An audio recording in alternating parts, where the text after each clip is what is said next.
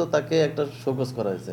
শোকজে সে কোনো উত্তর দেয় নাই। সে বারে অনেক উপদেষ্টার নামও বলে যে ওরা আসবে, ওরা উত্তর দিবে, তারপরে তার হয়ে অনেক লয়ার আসবে।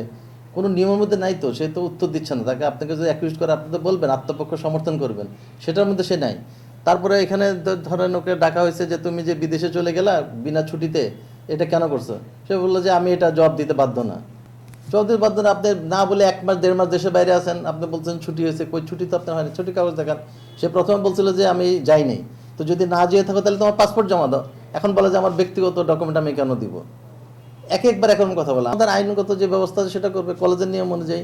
তাকে শোকজ করা হয়েছে, সে শোকজ উত্তর দেয় না, তারপর তাকে সাসপেন্ড করা হয়েছে। এখন যদি সে ঠিকমতো কি তার প্রমাণাদি পেশ করতে পারে, তার চাকরি ফেরত পাবে, না পারলে সে টার্মিনেট হয়ে যাবে। এটা নর্মাল।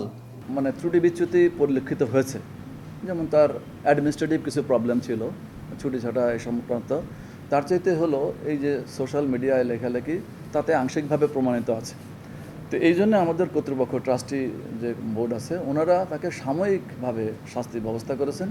করে ওনারা 3 সদস্য বিশিষ্ট সিনিয়র প্রফেসরদের দিয়ে আরেকটি তদন্ত কমিটি গঠন করেছেন।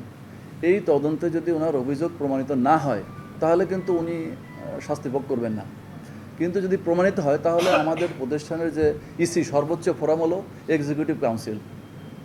এই ট্রাস্টি বোর্ডের যে এক্সিকিউটিভ কাউন্সিল আছে, সেই কাউন্সিল মানে যে সিদ্ধান্ত নেয়, যদি মনে করে যে উনি খালাস পাবেন, তো খালাস, উনি যদি মনে করেন আংশিক ওনাকে শাস্তির ব্যবস্থা হতে পারে, অথবা উনি পূর্ণাঙ্গভাবে আবার কাজে যোগ দিতে পারবেন। সেটা তো আমাদের বিষয় না।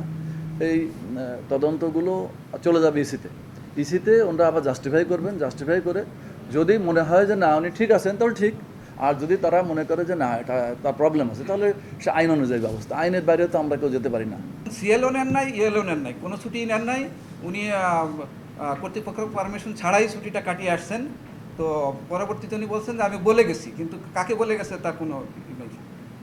অসত্য তথ্যগুলো বাইরে বলে বেড়াচ্ছে, অথবা আমাদের বিভিন্ন টিচারদের বিরুদ্ধে বা অনেকগুলো কথা বলছে যেটা ঠিক না, যেটা করা উচিত না।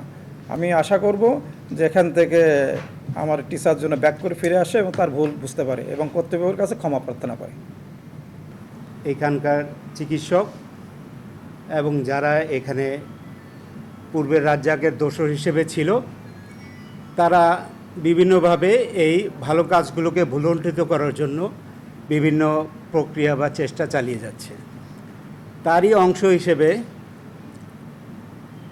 এই ফারজানা মাকসুদ রুনা, যিনি অ্যানাটমি বিভাগের অ্যাসিস্ট্যান্ট প্রফেসর, তিনি আগে থেকে নিয়ম নীতি তোয়াক্কা না করে বিভিন্ন ধরনের ছুটি, বিভিন্ন ধরনের সুবিধা ভোগ করে আসছেন, রেগুলার অফিসে আসতেন না। তো এগুলো যখন অফিসে জানানো হলো, এটা নির্দিষ্ট প্রক্রিয়ায় তদন্ত হিসেবে তার ব্যাপারে এই ব্যবস্থা নেওয়া হয়েছিল।